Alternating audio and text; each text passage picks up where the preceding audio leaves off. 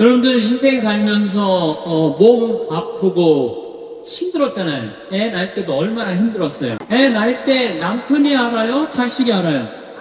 누구만 알아? 그냥 알아. 몸이 너무 아플 때 내 아픔하고 똑같이 남편이 내 마음에 맞춰서 돌봐주기 쉽지 않아요.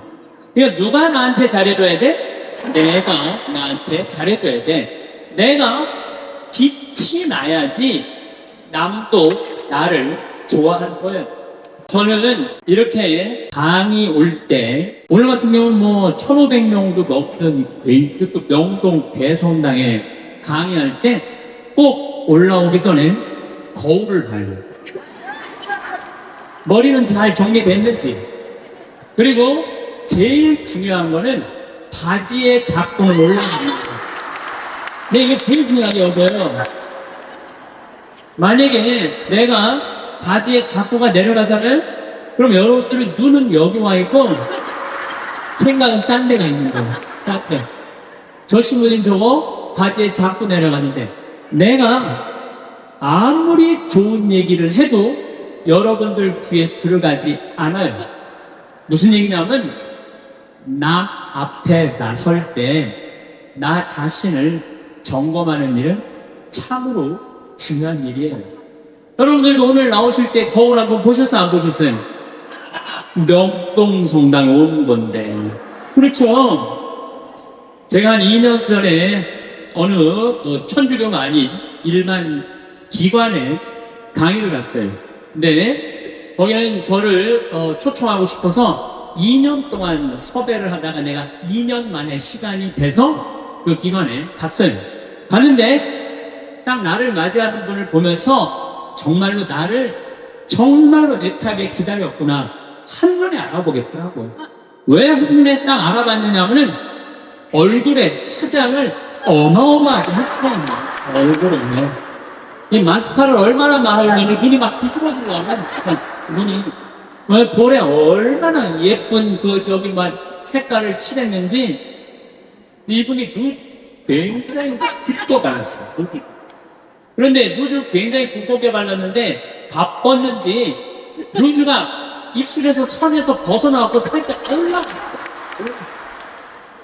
2시간이었는데 1시 반에 거기 가서 커피를 30분 동안 마시는데 30분 동안 무슨 얘기를 했는지 하나도 기억이 안 나요. 뭐만 기억이 나냐면 이거 루즈 올라간 것도 기억이 안 나요. 2년이 지난 지금도 두 분을 생각하면 아무 생각이 안 나요. 뭐만 생각나냐면 이것만 생각나요. 이것만. 그분이 굉장히 그날은 그 지역 기관장들 초청 강의 날이었어요.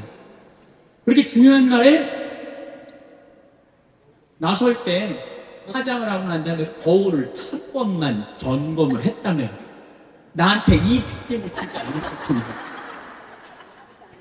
근데 더 슬픈 건 뭐였느냐 하면 그 사무실에 직원이 8명 있었어요.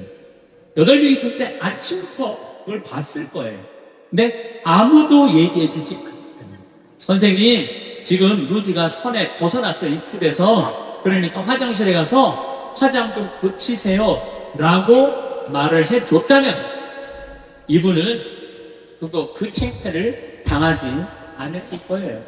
우린 인생을 살아가면서 내가 내 자신을 점검하는 일도 중요하지만 내가 나를 점검할 수 없다면 누가 나를 점검해줘야 되냐면 친구가 나를 점검해 줘야 돼요. 그래서 여러분들 인생에는요 친구가 참으로 중요해요. 친구, 나를 점검해 줄 수 있는 친구. 내가 지금 제대로 살고 있나?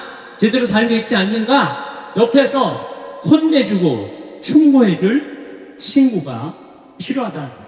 저는 신부로 살면서 뭐 좋은 신부들이 많죠. 네. 멘토가 3명이 있어요. 첫 번째 멘토 신부는 나보다 3살 나이가 많은 신부예요. 이분은 우리 수원 교구에 사회복지를 꽤 오래 하신 분이에요. 항상 장애자들하고 사시는 분이에요. 근데 이분하고 얘기를 하면 굉장히 명성적이에요. 정말로 신비가들, 영성가들 이야기를 이렇게 해줄 때 이 신부님을 만나서 하룻밤 자면서 얘기를 하면 하루 피져가는 기분이에요. 근데 하루는 평창 우리 생태마을에 하룻밤 저하고 이야기 나누려고 오셨어요. 근데 갑자기 이제 옷장을 딱 열어보시더니 제가 강의를 많이 하니까 양복이 많잖아요. 또 내가 어떤 한 번은 이제 양복이 이렇게 긴 거 이렇게 입고 방송에 나갔더니 할머니들이 신부님도 긴 양복 입는다고 양복을 맞춰서 보낸 양복도 많아. 평창까지. 네. 그러니까 양복이 한 10몇 번이 있었어요. 근데 그 신부님이 이런 이야기를 자꾸 하시더라고요. 신부, 아무리 강의하는 신부지만 양복이 너무 많아. 예수님은 한 벌만 입고 다니라고 그랬는데, 근데 실질적으로 그분은 양복이 2벌밖에 없었어요. 내가 그때 얼마나 내 자신이 부끄러웠는지 몰라요. 그래서 그 양복 정리해갖고 여기 있고 저기 있고 양복을 줄였어요. 그러니까 무슨 얘기냐면 나를 혼내줄 수 있는 신부가 중요한. 한 2주 전에 저한테 무슨 일이 있었느냐면 어떤 자매님이 평창이 굉장히 춥거든요. 기본적으로 영하 10도에서 15도가 내려가요. 산속이니까. 근데 신부님 추우니까 이거 옷 하나 신부님 거 샀다고 밤에. 근데 딱 입었는데 옷이 따뜻하게 느낌이 좋더라고요. 근데 신부님 뭐 택인지 그거 뛰시면 안 된다고 혹시 수리받을 일이 있으면 그게 필요하니까 신부님도 휙 버리지 마시라고. 그래서 이제 집에 와갖고 그걸 끼고 딱 가격표를 딱 봤는데 165만 원짜리. 어쩐지 좋더라고요. 그런데 그걸 보고 누구 생각이 나느냐면 베드로 신부 생각이 났어요. 베드로 신부가 장애가들하고 사는 신부가 내가 이 옷을 입고 다니면 뭐라고 할까? 분명히 또 제정신이야. 혼냈을 거예요. 또 내가 이렇게 우리 교우들 뭐 여러분들을 무시하는 게 아니라 여러분들 뭐 입어봐야 2, 30만 원짜리 옷 입고 있잖아요. 근데 내가 160만 원짜리 잠바 입고 다니면서 행복을 얘기할 수 있는 자격이 있을까? 그래서 다음날 그 옷을 그분한테 돌려줬어요. 내가 고민을 어마어마하게 했어요. 네. 근데 돌려주면서 이런 말을 했어요. 내 영혼을 죽이려면은 이런 옷을 자꾸 갖다 줘라. 근데 정말로 나를 사랑한다면 나는 10만원, 20만원짜리는 족하다. 왜 그렇게 비싼 옷을 나한테 선물을 하느냐.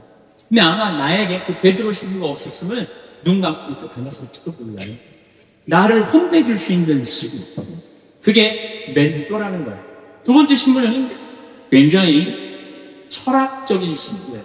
이 신부는 나보다 4살인가 나는 사실은 나이 많은 거 별로 안 따져요. 뭐 120년 동안 살면서 3살, 4살 그 따져. 네가 형이냐 내가 동생이냐. 근데 4살 정도 많은 형인데 이 형은 굉장히 철학적인 신부. 굉장히 철학적인 신부. 그래서 이렇게 대화를 해보면은 하룻밤을 이렇게 지내면서 대화를 하면 너무너무 철학적으로 나한테 도움을 많이 줘. 내 멘토 신부죠. 또 한 신부는 나보다 7살 많은 형인데 이 신부님은 아무 생각이 없는 신부예요. 아무 생각 없는 신부예요. 근데 이 신부님은 아침부터 저녁까지 같이 있어도 지겹지 않아. 아침부터 저녁까지 같이 있으면 너무 재밌어요. 그리고 이 신부님은 내가 이렇게 밥을 먹고 이렇게 있다 보면 이렇게 김이 묻어요. 이 신부님은요, 껴줘요. 여기 있는 김 껴줘요. 여러분들도 본당 신부님하고 이렇게 자매님들하고 밥 먹는데 먹다 김 딱 묻잖아요. 근데 이거 껴주기 쉽지 않아요. 또 본당 신부님 앞에 김 묻은지도 모르려고 하하하하 이랬으니까 막 웃어도 끝까지 안 껴줘요. 근데 그분은 내 입술에 김을 껴줘요. 얼마 전에는 이렇게 풀을 풀었는데 내가 코딱지가 코딱지가 묻었는데 진짜로 당신도 코딱지 묻었네. 그 형님은 나한테 한 형은 영성적인 멘토, 한 형은 철학적인 멘토, 한 형은 그냥 삶의 멘토예요. 이 신부님이 아무 생각이 없다고 해서 아무 생각 없이 가신 신부님은 아니에요. 새벽 4시에 일어나고 성국 쓰시고 5시만 되면은 할머니들 기사 일찍 오는 할머니들 마중한다고 국주리도 1시간 동안 성당 마당에서 하는 신부님이에요. 사랑이 굉장히 많은 신부님이죠.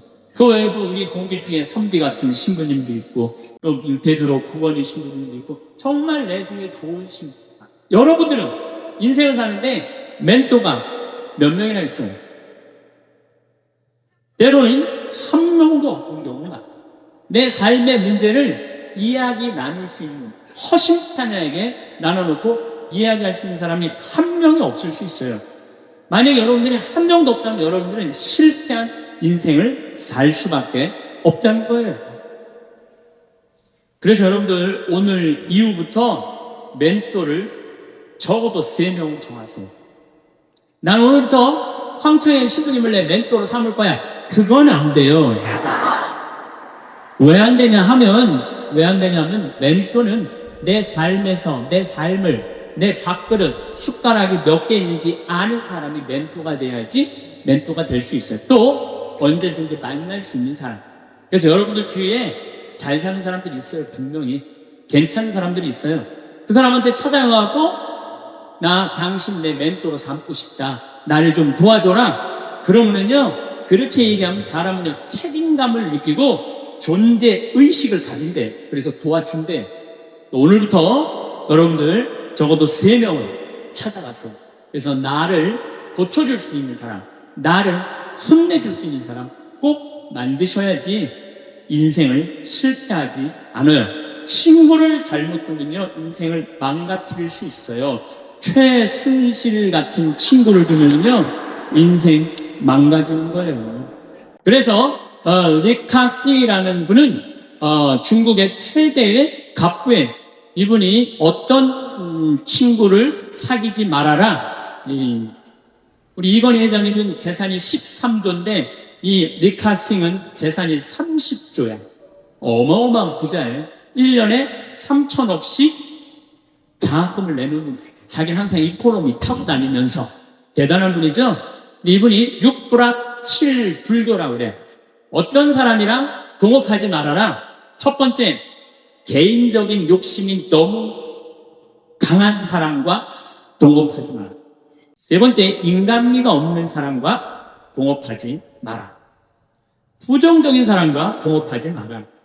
인생에 원칙이 없는 사람과 동업하지 마라. 우리가 인생을 살면서 원칙이 꼭 필요해요. 저는 어떤 원칙이 있느냐면 1 더하기 1은 2다. 이게 내 인생의 원칙 중에 하나예요. 무슨 얘기냐면 1억 그리고 1억 은행에 대출 받아갖고 2억짜리 아파트 사면 2억이야. 근데 우리는 무슨 생각해?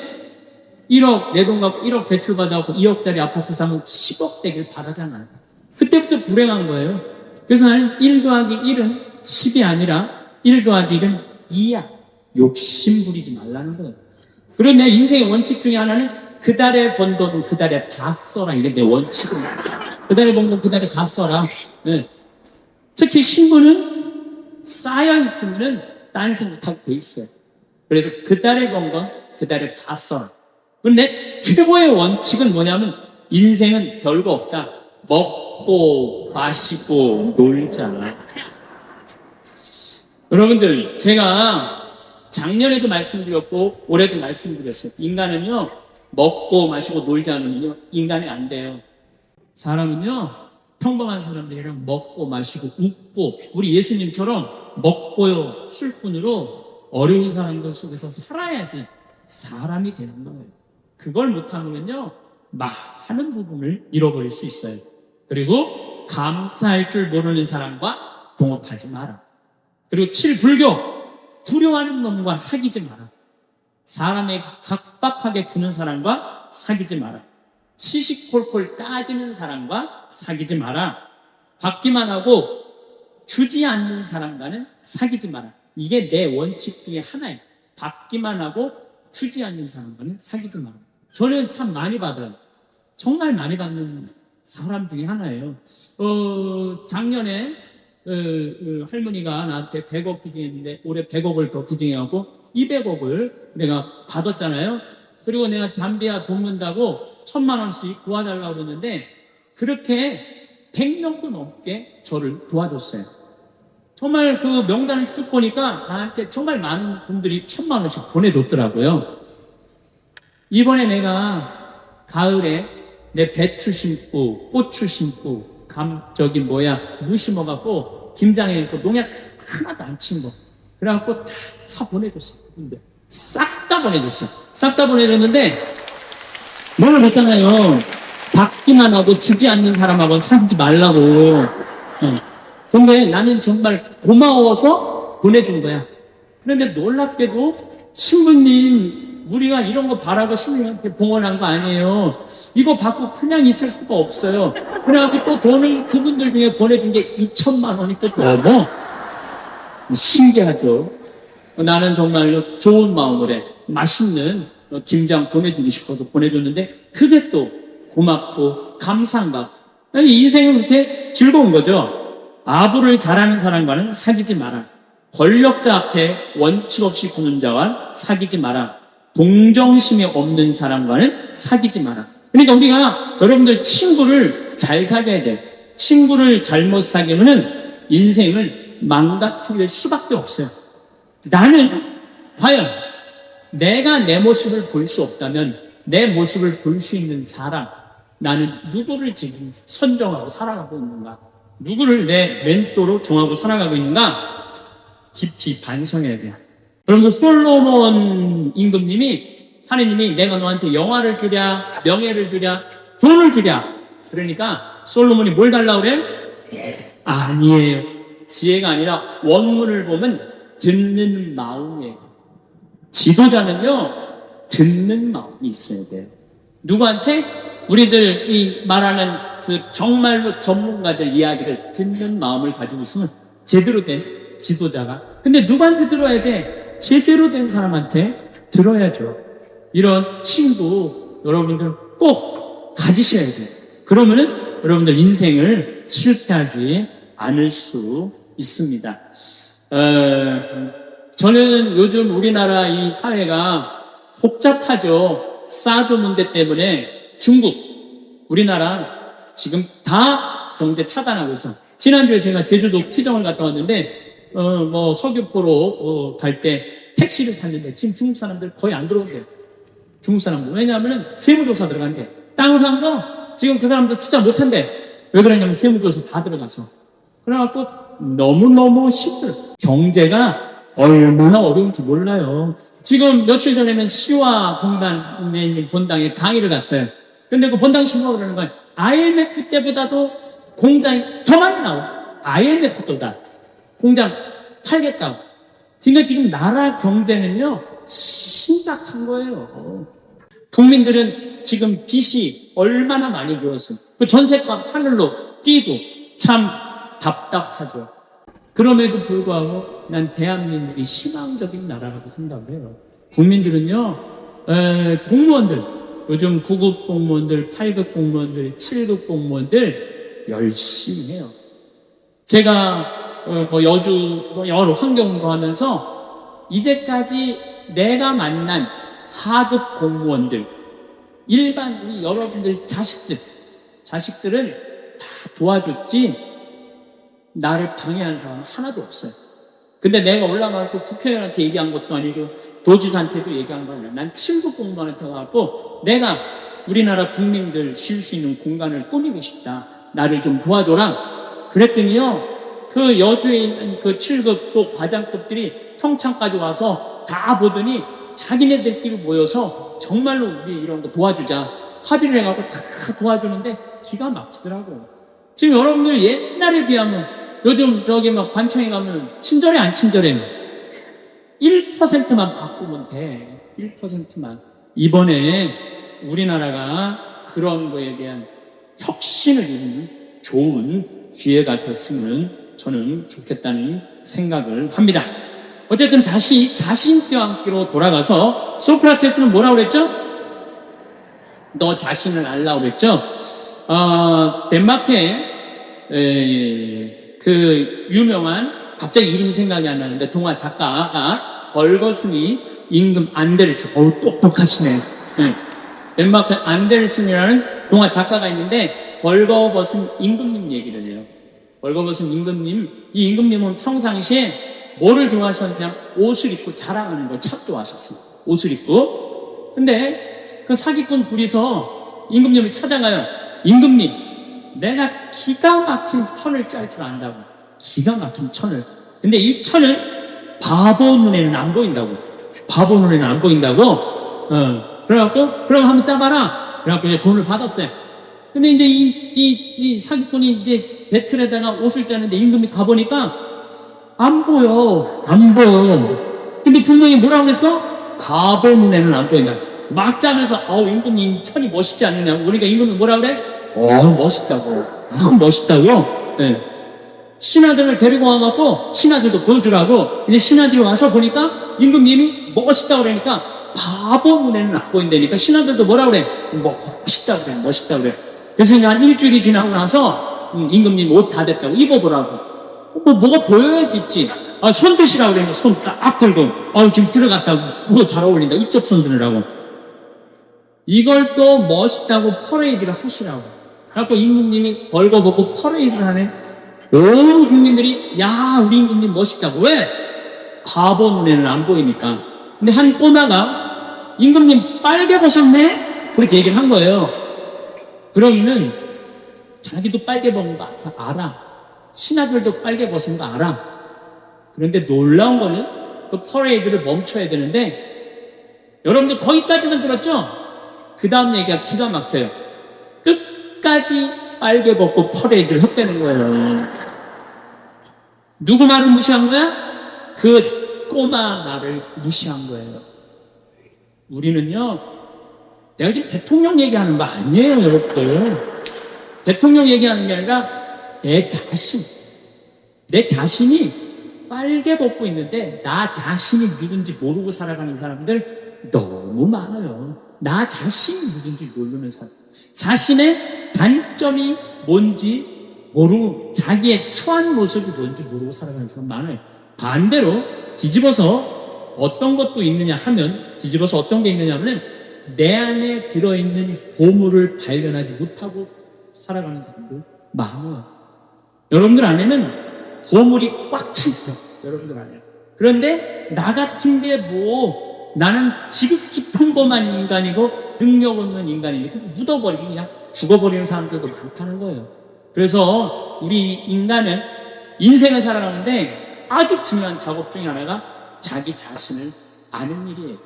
석가모니 부처님은 뭐라고 그랬냐면은 자기 자신이 누군 줄 아는 사람은 부처고 자기 자신이 누군지 모르는 사람은 중생이라고 했습니다. 중생.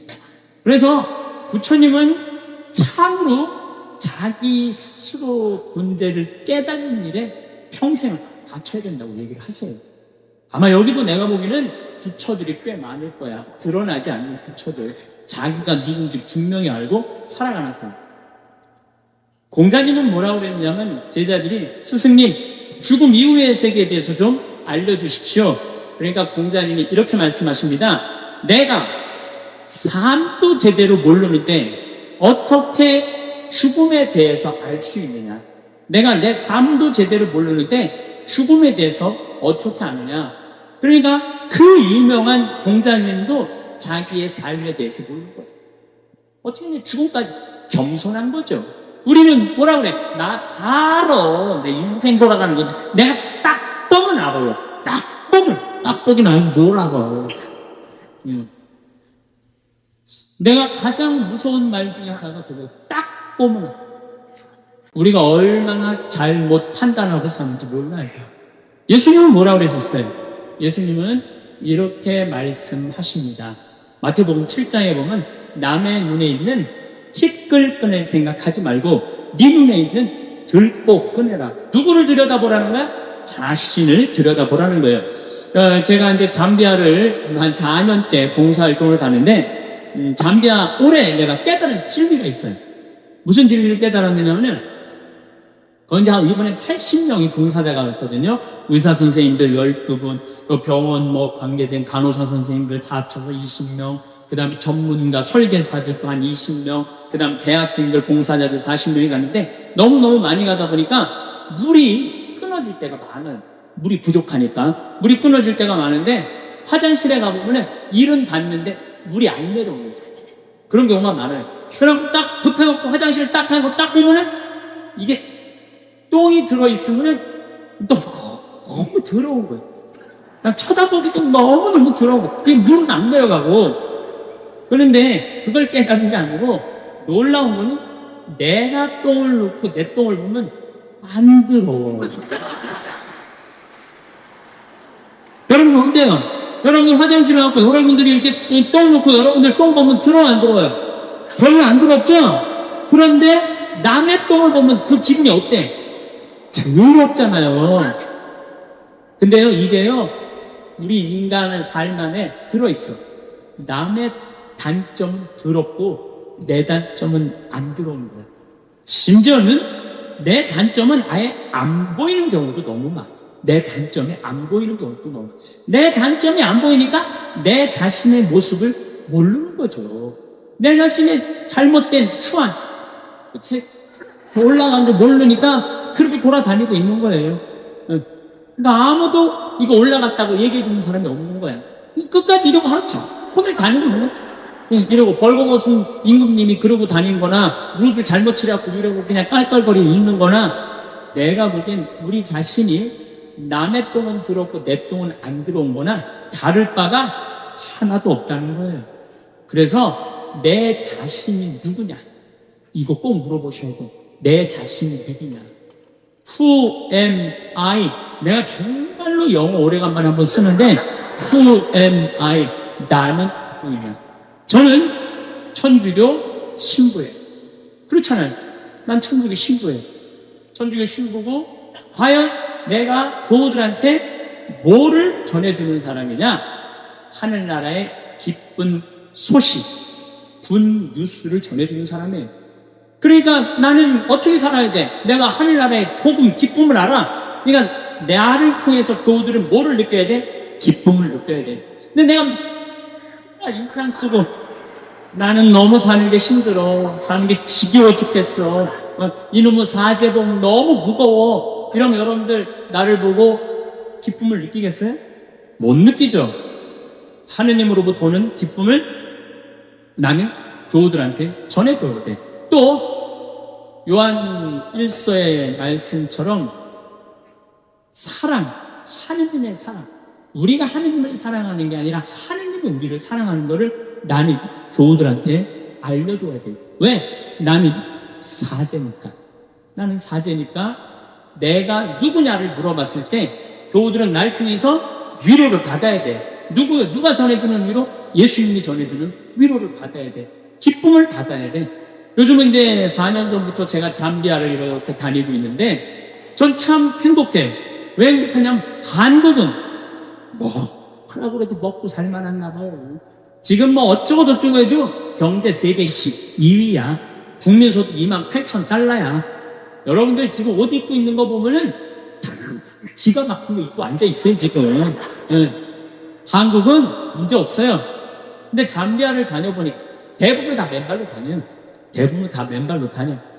그런데 이번에 잠비아를 갔을 때 그 병원을 운영하는 마들렌이라는 수녀님이 나한테 면담을 청하더라고요. 신부님이 지금 잠비아에 농업대학, 신학교 이런 거 짓는 거 좋습니다. 그런데 잠비아에는 어떤 아이들이 많으냐면 에이즈 걸린 아이들이 많다는 거예요. 에이즈가 걸린 아이들. 근데 어떤 아이들이 에이즈에 걸리느냐면은 엄마가 엄마가 있대. 정신지체아 엄마가 있으면 동네에서 이놈도 건드리고 저놈도 건드리는 거예요. 이놈도 건드리고 저놈도 건드리니까 그러니까 이놈도 건드리고 저놈도 건드리니까 에이즈가 걸리는 거죠. 에이즈가 걸려서 애가 생기면은 얘들 대부분이 에이즈에 걸려서 나온다는 거예요. 근데 정신이 좀 모자라는 엄마니까 아무도 안 돌본다는 거예요. 그러면 이 여자도 버림받고 아이도 버림받아갖고 가장 큰 기본적인 생활도 못하는 아이들이 참 많다는 거예요. 수인 눈물을 흘리면서 신부님 우리들 에이즈 어린아이들 집 줘주면 안 되겠느냐고. 30명 정도 되는 아이들 머무를 수 있는 집을 줘달라는 거예요. 근데 제가 한 대 머리를 맞았어요. 왜냐하면 나는 어마어마한 큰 도시에 큰 대학 건물을 생각했지 에이즈 아이들 집을 줘준다는 생각은 하나도 안 했어요. 저는 혼자서 정말로 예수님한테 죄송했어요. 그리고 그 수녀님의 눈물을 보면서 가슴이 참 아팠어요. 그래서 수녀님한테 약속했어요. 내가 주겠다고. 내가 또 마음이 약해요. 그래갖고 이제 이 담도 다 치고 이제 이 바닥 공구리도 다 치고 이제 올라가기 시작했어요. 사진이 오는데 기분이 너무너무 좋더라고요. 그러니까 내가 누구냐라는 질문을 하기 시작하니까 내가 어떻게 살아야 되는 답이 나오는 거야. 내가 누구냐. 작년에도 내가 요맘때 여러분들한테 이런 말씀을 드렸어요. 간호대학 짓는데 30명만 나를 1,000만 원씩 도와주면은 내가 간호대학을 짓겠다고. 근데 놀랍게도 3달 만에 30명이 돈을 보내줬어요. 1,000만 원씩. 근데 그 할머니들 중에 신부님 내가 평생 모은 돈입니다. 신부님 내가 자판에서 신발 팔은 돈입니다. 내가 이렇게 모은 돈입니다. 신부님 나도 인생을 살면서 한 번은 좋은 일을 하고 싶습니다. 성당 신축금도 1,000만 원 해봤던 적이 없어요. 저는 많이 해봐야 50만 원, 100만 원인데 신부님이 잠비아에 간호대학 짓는다니까 할게. 그래갖고 정말로 30명이 해갖고 간호대학 다 줘놨어요. 내가 오늘 여러분들한테 또 한 번 사랑을 실천할 기회를 드릴게요. 이번엔 30명도 아니야. 20명이야. 20명. 우리 에이즈 이름은 라파엘의 집에 치유 수호천사 라파엘의 집을 여러분들이 봉헌하면은 이제 내가 그분들 나중에 잠비아 데리고 갈 거야. 물론 비행기표 본인이 내야 되겠지만은 다 잠비아 데리고 갈 거야. 그래서 내가 낸 돈이 얼마나 귀하게 쓰여지는지. 그래서 나는 누구인가? 나는 천주교 사제로서 어떻게 살아가야 하는데 답이 나와요. 내가 만약에 학교 교사야. 학교 교사면 어떻게 해? 나는 아이들한테 뭘 가르쳐줘야 돼? 인생을 살아가는 방법을 가르쳐야 돼. 어떻게 살아야지 참답게 사는 방법을 가르쳐야 돼. 내가 누구냐라는 질문을 하면 내가 경찰이야. 경찰이면 뭐를 해야 돼? 국민들 안전을 지켜줘야 돼. 이번에도 데모할 때 보면은요, 내 강제로 진압 안 하는 거 보면서 정말로 이번 경찰들 존경스럽더라고요. 또 막 쓰러진 사람 보면 막 자기네들 뜨거운 팬 막 던져주고 국민을 보호하는 사람이야. 검찰은 또 뭐 하는 사람이야? 정의를 세우는 사람, 정의를 세우는 사람. 내가 누구냐? 권력편에 서서 아부하면서 여기 이상하게 재판, 여기 이상한 사람들 감옥에 갖다 놓는 게 아니고 정의로운 사람. 그러면 판사는 누구냐? 내가 누구냐? 질문을 하면요. 어떻게 살아야 되는 답은 나와요. 오바마는 8년 동안 미국을 다스리면서 머리 하얗게 씌웠어요. 그 사진이 나와요. 오바마가 처음에 얼마나 싱싱하게 미국 대통령이 됐네. 지금 보세요. 오바마 하얗게 썼어요. 메르켈 총리는 뭐라고 그랬냐면 제발 옷 좀 갈아입고 다녀라 그랬더니 메르켈 총리한테 사람들이 이번에 4선의 연임이 됐더라고요. 여기 있는 여러분들도 내가 누구냐? 나 본당에 내조 단장이 할 일이 있고, 성부회장이 할 일이 있고, 부역장이 할 일이 있고, 반장이 할 일이 있고. 그래서 뭐라고 그래요? 임금은 임금다워야 되고, 신하는 신하다워야 되고, 아버지는 아버지다워야 되고, 자식은 자식다워야 되고, 남편은 남편다워야 되고, 아내는 아내다워야 된다는 거예요. 그래서 여러분들 나는 누구냐? 나는 과연 누구냐? 이걸 질문해야 돼요. 저는 지지난주에 이선희 콘서트를 갔었어요. 제가 얘기했죠? 다음 달에는 이선희 콘서트 간다고. 왜냐면 내가 이선희 씨 너무너무 좋아한다고. 대전으로 갔었어요. 대전으로. 콘서트를 갔는데, 나라가 그렇게 어지러웠는데, 이렇게 한 5천 명이 모였는데, 내가 한 명 한 명을 다 봤어요. 그렇게 정말 화려하지 않은 옷을 입고, 정말 일상을 열심히 사는 사람들이야. 그리고 대전을 갔는데, 참 대전 사람들 점잖더라고. 막 흥분하고 이런 게 없어. 이선희 막 노래를 부르고 그러는데도 점잖하게 보고 있더라고. 점잖하게. 근데 중간에 흥이 나기 시작. 흥이 나면서 시작하면서 막 일어나고 막 같이 춤을 추고 이러는데 그 조그만 거에 행복해하는 그들을 보면서 저는 이렇게 열심히 사는 국민들한테 우리 정치인들, 종교 지도자들이 어떻게 해야 되는지 전 거기 가서 반성을 참 많이 했어요. 이선희 씨가 마지막으로 아름다운 대한민국 그 노래를 부르는데 가사가 제 마음을 이렇게 울리더라고요. 하늘은 파랗게 구름은 하얗게 실바람도 불어와 부푸른 내 마음 나뭇잎 푸르게 강물도 푸르게 아름다운 이곳에 내가 있고 내가 있네. 손잡고 가보자. 달려보자. 저 방향으로 우리들 모여서 말해보자. 새 희망을.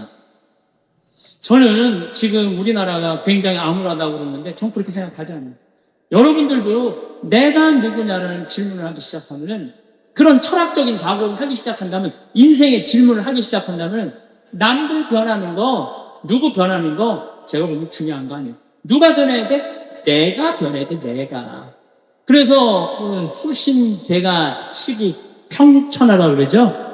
누구를 먼저 다스려야 돼? 자기를 다스려야 돼. 그리고 그 다음에 누구를 다스려야 돼? 가족을 다스려야 돼. 그래야지 나라를 다스릴 수 있는 거예요. 여러분들도 다 정치 투표하는 사람들이기 때문에 나라를 다스리는 사람들이야. 그러기 위해서는 누구를 먼저 수신해야 돼? 나 자신을 수신해야 돼. 다음 시간에는 어떻게 하면 나 자신을 수신할 수 있는가 그 얘기를 하도록 하겠습니다. 어느 날 문득 거울 앞에 서서 자신의 모습을 바라보며 이런 생각이 드실 때가 있으실 겁니다. 내가 정말 나를 알고 있을까? 젊은 시절에는 앞만 보고 달려가느라 잊혀 생각할 겨를이 없었던 질문들이 이제는 조용한 오후나 잠들기 전 고요한 시간에 자연스럽게 마음속에 떠오르곤 합니다. 살아온 세월만큼 쌓인 경험들을 하나씩 되돌아보면 참으로 많은 일들이 있었습니다. 기쁘고 즐거웠던 순간들, 힘들고 어려웠던 시기들, 때로는 후회스러웠던 선택들, 그리고 지금 생각해보면 참 잘했다 싶은 결정들까지 이 모든 순간들이 모여 지금의 나를 만들어 왔지요. 그런데 정작 그 모든 경험의 주인공인 나에 대해서는 얼마나 알고 있을까요?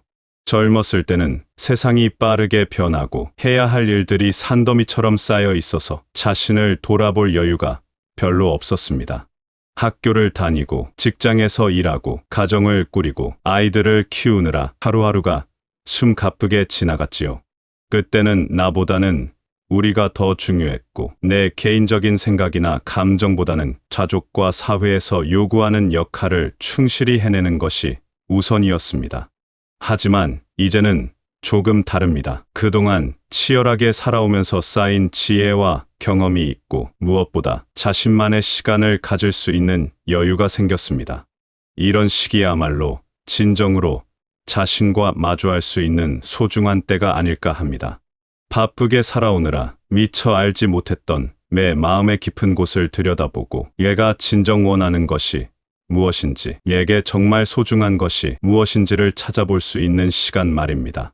자신을 안다는 것은 단순히 내 성격이 어떻고 내가 무엇을 좋아하고 싫어하는지를 아는 것만은 아닙니다. 그보다 훨씬 깊고 넓은 의미를 담고 있지요. 내가 어떤 가치관을 갖고 살아왔는지, 어떤 순간에 진정한 행복을 느끼는지, 무엇이 나를 화나게 하고 무엇이 나를 평안하게 하는지, 얘가 다른 사람들과 어떤 방식으로 관계를 맺어가는지를 아는 것입니다. 특히 오랜 세월을 살아오신 분들에게는 이런 자기 이해가 더욱 소중합니다. 왜냐하면 그동안의 경험이라는 든든한 토대 위에서 자신을 바라볼 수 있기 때문입니다. 20살, 30살에는 아직 경험이 부족해서 나 자신에 대해서도 확신이 서지 않았던 것들이 이제는 충분한 경험을 통해 나는 이런 사람이구나 하고 명확하게 알 수 있게 됩니다. 예를 들어 젊었을 때는 남들이 좋다고 하는 것이 정말 좋은 것인 줄 알고 따라했지만 이제는 그것이 나에게는 맞지 않는다는 것을 알 수 있습니다. 화려하고 시끄러운 곳보다는 조용하고 평화로운 곳에서 더 편안함을 느낀다든지, 나는 사람들과 어울리는 것보다는 소수의 진실한 친구들과 깊이 있는 대화를 나누는 것을 더 좋아한다든지 하는 것들 말입니다. 또한 살아오면서 겪었던 여러 시행착오들을 통해 얘가 어떤 상황에서 어떻게 반응하는지, 어떤 방식으로 문제를 해결하는 것이 나에게 맞는지도 알게 됩니다. 이런 깨달음들은 앞으로의 삶을 더욱 지혜롭게 살아갈 수 있는 소중한 자산이 됩니다. 무엇보다 자신을 안다는 것은 자신을 받아들이는 것과도 깊은 관련이 있습니다. 젊을 때는 부족한 점을 고치려고만 했다면, 이제는 그런 부분들도 나의 일부로 인정하고 받아들일 수 있는 여유가 생깁니다. 완벽하지 않아도 괜찮고 남들과 다른 모습이어도 그것이 바로 나만의 독특함이라는 것을 깨달을 수 있지요. 이렇게 자신을 제대로 알게 되면 비로소 진정한 내 삶을 살아갈 수 있습니다. 남의 기준이 아닌 내 기준으로 남의 시선을 의식하기보다는 내 마음의 소리에 귀 기울이며 살아갈 수 있게 되는 것입니다. 그리고 이것이야말로 지금까지 살아온 긴 여정이 우리에게 선사하는 가장 큰 선물이 아닐까 합니다. 그렇다면 자신을 안다는 것은 구체적으로 무엇을 의미하는 걸까요? 많은 분들이 나는 이미 나를 충분히 알고 있다고 생각하실 수도 있습니다. 하지만 진정한 자기 이해는 단순히 내가 무엇을 좋아하고 싫어하는지, 어떤 성격을 가졌는지를 아는 것을 넘어서는 훨씬 깊은 깨달음을 말합니다. 먼저 자신의 감정과 마음의 움직임을 이해하는 것부터 시작됩니다. 왜 어떤 상황에서는 마음이 편안해지고 어떤 때는 불안해지는지를 아는 것이지요. 예를 들어 조용한 새벽 시간에 차 한 잔을 마시며 창밖을 바라볼 때 느끼는 그 평온함이 어디서 오는 것인지, 반대로 복잡하고 시끄러운 곳에 있을 때 느끼는 피로감이 단순히 몸의 문제가 아니라 마음의 문제일 수도 있다는 것을 깨닫는 것입니다. 이런 감정의 패턴을 알게 되면 자신에게 맞는 환경과 생활 방식을 선택할 수 있게 됩니다. 더 이상 이 나이에 이런 것을 좋아하면 이상하다거나 다른 사람들은 다 좋아하는데 나만 싫어한다며 자책할 필요가 없어지지요. 나는 나만의 고유한 감정과 취향을 가진 특별한 존재라는 것을 인정하고 받아들일 수 있게 됩니다.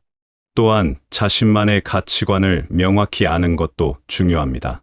오랜 세월을 살아오면서 무엇이 정말 중요하고 무엇이 그렇지 않은지에 대한 나름의 기준이 생겼을 것입니다. 어떤 분에게는 가족과 함께하는 시간이 무엇보다 소중하고, 다른 분에게는 자신만의 취미 활동이나 배움의 시간이 더 의미 있을 수 있습니다. 이런 가치관에는 옳고 그름이 없습니다.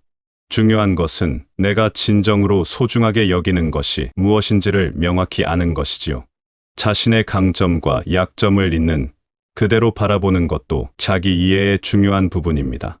젊었을 때는 약점을 감추거나 고치려고만 했다면, 이제는 그것들도 나를 이루는 하나의 모습으로 받아들일 수 있는 여유가 생겼습니다. 예를 들어 결정을 내리는데 시간이 오래 걸리는 성격이 단점이라고만 생각했는데, 사실은 그만큼 신중하고 책임감이 강하다는 장점의 다른 모습일 수도 있다는 것을 깨닫게 됩니다. 이런 깨달음은 내면의 평화를 가져다 줍니다. 더 이상 남과 비교하며 스스로를 채찍질할 필요가 없어지지요.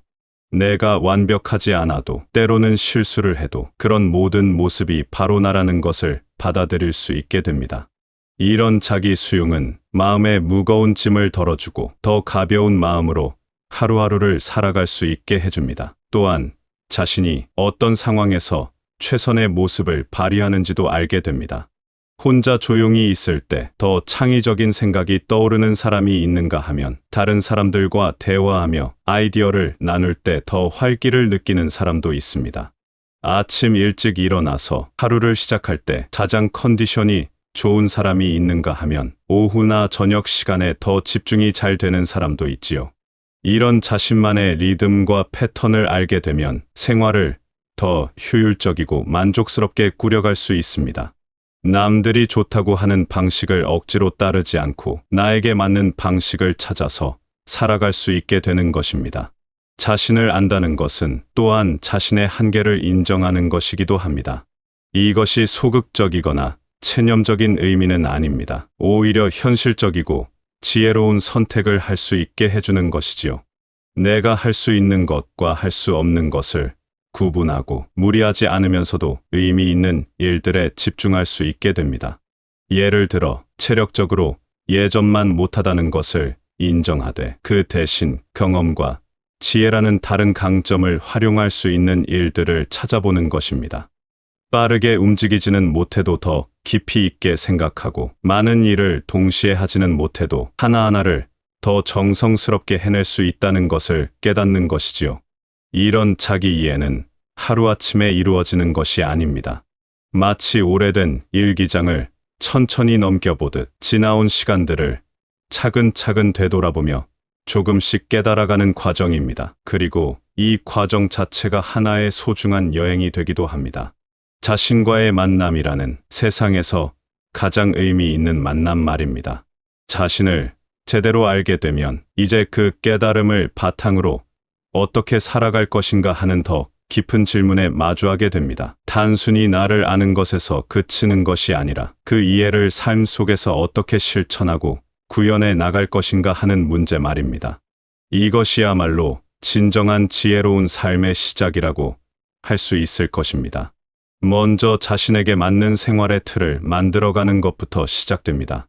예전에는 사회가 정해놓은 시간표에 맞춰 살아야 했다면 이제는 내 몸과 마음의 리듬에 맞는 하루를 설계할 수 있는 자유가 생겼습니다. 아침형 인간이라면 새벽 시간을 활용한 나만의 시간을 만들어보고 저녁형 인간이라면 밤늦은 시간의 고요함 속에서 자신만의 활동을 찾아볼 수 있지요. 어떤 분은 매일 규칙적인 산책을 통해 마음의 평온을 찾을 수 있고 다른 분은 책을 읽거나 글을 쓰는 시간을 통해 내면의 충만함을 느낄 수 있을 것입니다. 또 어떤 분은 손으로 무언가를 만드는 활동에서 큰 만족을 얻고 다른 분은 음악을 듣거나 연주하는 시간이 가장 소중할 수도 있습니다. 중요한 것은 남들이 좋다고 하는 것을 따라하는 것이 아니라 내 마음이 진정 원하고 필요로 하는 것이 무엇인지를 찾아내는 것입니다. 이런 선택의 과정에서 때로는 용기가 필요하기도 합니다. 평생 남들의 기대에 부응하며 살아온 습관 때문에 갑자기 자신만의 방식으로 살아간다는 것이 어색하게 느껴질 수도 있거든요. 이런 나이에 이런 걸 해도 될까? 다른 사람들이 어떻게 생각할까? 하는 걱정이 들 수도 있습니다. 하지만 이제는 그런 걱정에서 벗어날 때입니다. 지금까지 충분히 다른 사람들을 위해, 사회를 위해 살아왔으니까요. 이제는 진정한 나를 위한 시간을 가져도 괜찮습니다. 아니, 그래야만 합니다. 자신의 마음이 진정 원하는 것을 외면하고 계속 남의 시선만 의식하며 산다면 언젠가는 내 인생은 대체 누구의 것이었을까 하는 후회가 밀려올 수 있거든요. 자기 이해를 바탕으로 한 삶의 선택은 인간관계에서도 중요하게 나타납니다. 이제는 모든 사람과 좋은 관계를 유지해야 한다는 부담에서 벗어나 진정으로 나와 맞는 사람들과 더 깊은 관계를 맺어갈 수 있습니다. 피상적이고 형식적인 만남보다는 서로의 마음을 이해하고 공감할 수 있는 진실한 관계를 더 소중히 여기게 되지요. 예를 들어 큰 모임이나 시끄러운 자리보다는 소수의 친구들과 조용히 차를 마시며 나누는 깊은 대화를 더 좋아한다면 그런 자신의 성향을 인정하고 받아들이는 것입니다. 더 이상 사교적이지 못하다며 자책하지 않고 대신 나는 깊이 있는 관계를 선호하는 사람이다라고 긍정적으로 받아들이는 것이지요. 또한 자신에게 맞는 활동의 범위와 속도를 찾아가는 것도 중요합니다.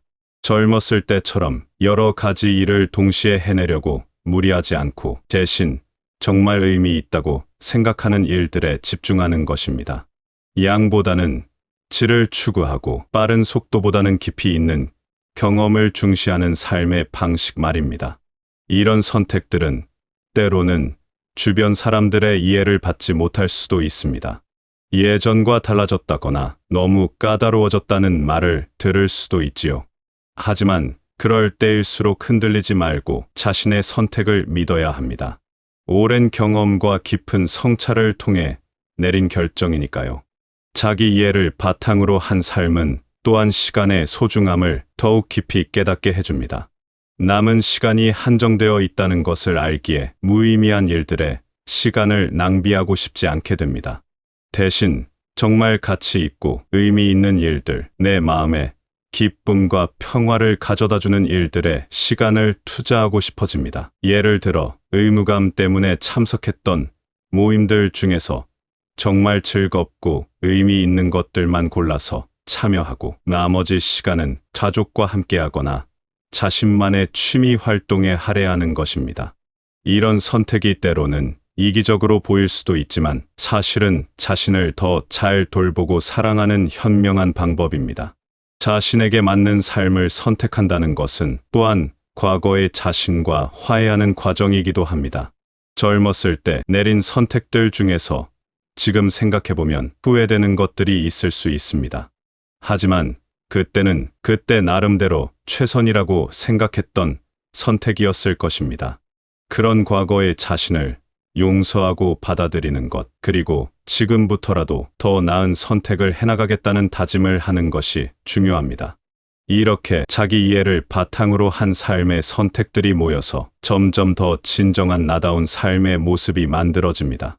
남의 기준이 아닌 내 기준으로, 남의 시간표가 아닌 내 리듬으로, 남의 가치관이 아닌 내 가치관으로 살아가는 삶 말입니다. 그리고 이런 삶은 비로소 진정한 자유와 평화를 가져다 줍니다. 자신을 알고 자신만의 삶을 선택해 나가는 과정에서 우리는 혼자서는 할 수 없는 일들이 있다는 것을 깨닫게 됩니다. 아무리 독립적이고 자주적인 사람이라 할지라도 결국 다른 사람들과의 관계 속에서 진정한 행복과 의미를 찾게 되는 것이지요. 특히 인생의 깊이가 더해질수록 진실하고 따뜻한 인간관계가 얼마나 소중한 것인지를 더욱 절실하게 느끼게 됩니다. 좋은 인간관계란 무엇일까요? 나는 사람들과 알고 지내는 것이 좋은 관계일까요? 아니면 자주 만나고 많은 시간을 함께 보내는 것이 좋은 관계일까요? 살아온 경험을 통해 우리는 알게 됩니다. 진정한 인간관계는 숫자나 빈도가 아니라 깊이와 진실성에 달려 있다는 것을 말입니다. 진정한 친구란 내 모습 그대로를 받아들여 주는 사람입니다. 내가 완벽하지 않아도, 때로는 실수를 해도, 기분이 좋지 않을 때도 있는 그대로의 나를 이해하고 포용해 주는 사람이지요. 이런 사람 앞에서는 가면을 쓸 필요가 없습니다. 좋은 모습만 보여주려고 애쓸 필요도 없고 남에게 인정받기 위해 자신을 꾸밀 필요도 없습니다. 그냥 편안하게 있는 그대로의 모습으로 있으면 되는 것입니다. 또한 좋은 관계는 서로를 성장시키는 관계입니다. 함께 있으면 더 나은 사람이 되고 싶다는 마음이 들고 서로의 좋은 점들을 배우며 발전해 나갈 수 있는 관계 말입니다. 이것이 단순한 경쟁이나 비교가 아니라 서로를 격려하고 응원하는 마음에서 나오는 선한 영향력을 의미합니다.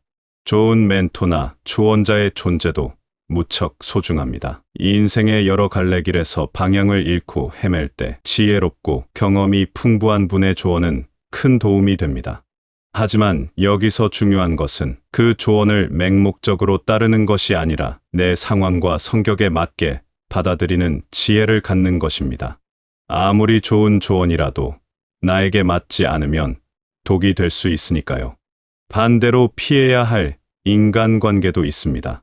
항상 부정적인 에너지를 내뿜는 사람, 다른 사람을 끊임없이 비판하고 험담하는 사람, 자신의 불만과 불행을 다른 사람들에게 떠넘기려고 하는 사람들 말입니다. 이런 사람들과 함께 있으면 나도 모르게 마음이 무거워지고 세상을 부정적으로 바라보게 됩니다. 또한 나를 이용하려고만 하는 사람들도 조심해야 합니다. 도움이 필요할 때만 연락, 자신에게 득이 되지 않으면 관심을 보이지 않는 사람들이지요. 이런 관계는 일방적이고 공정하지 않습니다. 진정한 관계는 서로 주고받는 것이 균형을 이루어야 하는데 한쪽만 일방적으로 주거나 받는 관계는 건강하지 않습니다. 나이가 들수록 인간관계에서 중요한 것은 질이지 양이 아니라는 것을 더욱 깊이 깨닫게 됩니다. 수많은 지인들보다는 진심으로 통할 수 있는 몇 명의 친구가 훨씬 소중합니다. 이런 친구들과는 말하지 않아도 서로의 마음을 알 수 있고 함께 있으면 편안하고 자연스럽습니다. 좋은 관계를 유지하는 것도 노력이 필요합니다. 상대방의 안부를 묻고 기쁜 일이 있을 때는 함께 기뻐하고 어려운 일이 있을 때는 위로와 격려를 아끼지 않는 것입니다. 하지만 이런 노력이 부담이 되어서는 안 됩니다. 진정한 관계에서는 이런 것들이 자연스럽게 마음에서 우러나와서 하게 되는 것이니까요. 때로는 오래된 관계라 하더라도 서로의 삶의 방향이 달라져서 자연스럽게 멀어지는 경우도 있습니다. 이런 때는 무리하게 관계를 유지하려고 애쓰기보다는 좋았던 기억들에 감사하며 자연스럽게 보내주는 것도 지혜입니다. 모든 관계가 평생 지속되어야 한다는 부담을 가질 필요는 없습니다. 결국 좋은 인간관계는 나 자신을 더 잘 알고 사랑할 수 있게 해주는 거울과 같습니다. 진정한 친구들을 통해 내가 어떤 사람인지, 어떤 모습이 아름다운지를 발견하게 되고, 동시에 다른 사람들의 좋은 점들을 배우며 더 나은 사람으로 성장해 나갈 수 있는 것이지요. 지금까지 자신을 아는 것의 소중함과 그것이 우리 삶에 가져다주는 변화들에 대해 이야기해 보았습니다. 돌이켜보면 참으로 긴 여정이었습니다. 젊은 시절에 치열했던 시간들, 중년에 바쁘고 복잡했던 나날들을 지나 이제 이런 깊은 성찰을 할 수 있는 시간을 갖게 된 것 자체가 하나의 큰 선물이라고 생각합니다. 자신을 안다는 것, 그리고 그 이해를 바탕으로 진정한 나만의 삶을 살아간다는 것은 결코 쉬운 일이 아닙니다. 때로는 용기가 필요하고, 때로는 외로움을 감수해야 하며, 때로는 주변에 이해받지 못하는 시선을 견뎌내야 할 수도 있습니다. 하지만 그 모든 어려움을 넘어서서 얻게 되는 내면의 평화와 자유는 그 어떤 것과도 바꿀 수 없는 소중한 보물입니다. 무엇보다 지금까지 살아오신 모든 경험들이 헛되지 않았다는 것을 기억해 주시기 바랍니다. 기쁨도 슬픔도 성공도 실패도 후회되는 선택들도 모두 지금의 지혜로운 당신을 만들어 준 소중한 밑거름이 되었습니다. 그 모든 순간들이 있었기에 지금 이 자리에서 진정한 자신과 마주할 수 있게 된 것이지요. 앞으로의 시간은 더욱 특별할 수 있습니다. 이제는 남의 눈치를 보느라 억눌렸던 진짜 자신의 모습을 당당하게 드러내며 살아갈 수 있으니까요. 하고 싶었지만 이루어 두었던 일들을 시작해 볼 수도 있고, 새로운 취미나 관심사를 개발해 볼 수도 있습니다. 무엇보다 자신을 진정으로 이해해 주고 사랑해 주는 사람들과 더 깊고 의미 있는 시간을 보낼 수 있을 것입니다. 혹시 지금까지 자신을 제대로 알지 못했다고 해서 늦었다고 생각하지는 마세요. 자기 이해에는 때가 따로 정해진 것이 아닙니다. 언제 시작하든 그 순간부터가 새로운 출발점이 되는 것입니다. 마치 정원에 꽃을 심는 것처럼 언제 심어도 그 나름의 아름다운 꽃을 피울 수 있듯이 말입니다. 또한 완벽한 자기 이해를 이루어야 한다는 부담도 가지지 마세요. 사람은 끊임없이 변화하고 성장하는 존재이니까 자신을 아는 것도 평생에 걸친 여행과 같은 것입니다. 오늘 발견한 나의 모습이 내일은 또 달라질 수 있고, 그것이야말로 살아있는 인간의 아름다운 특징이기도 합니다. 무엇보다 자신에게 관대하고 친절해지세요. 지금까지 얼마나 많은 사람들을 위해, 얼마나 많은 일들을 위해 헌신하며 살아오셨습니까? 이제는 그 사랑과 관심을 자신에게도 충분히 베풀 때입니다. 자신의 작은 실수나 부족함을 탓하기보다는 지금까지 참 잘 살아왔다고, 참 고생 많았다고 따뜻하게 격려해 주세요. 좋은 사람들과의 만남도 계속 이어가세요. 혼자만의 시간도 소중하지만 진심으로 통할 수 있는 사람들과 나누는 대화와 우정은 삶을 더욱 풍요롭게 만들어줍니다. 서로의 이야기를 들어주고 함께 웃고 때로는 함께 눈물 짓는 그런 관계들이 인생의 가장 큰 보물이 될 것입니다. 마지막으로 매일매일이 새로운 발견의 기회라는 것을 잊지 마세요. 오늘 아침에 마신 차 한 잔의 따뜻함, 창밖으로 보이는 나무의 푸르름, 오래된 친구와 나눈 짧은 대화 한마디에서도 새로운 기쁨과 깨달음을 찾을 수 있습니다. 이런 작은 발견들이 모여서 더욱 풍성하고 의미 있는 삶을 만들어 갈 것입니다. 당신의 남은 인생이 지금까지보다 더욱 진실하고 더욱 자유롭고 더욱 행복하기를 진심으로 응원합니다. 자신을 알고 사랑하는 마음으로 좋은 사람들과 함께 걸어가는 당신의 앞길에 언제나 따뜻한 햇살이 함께하기를 바랍니다.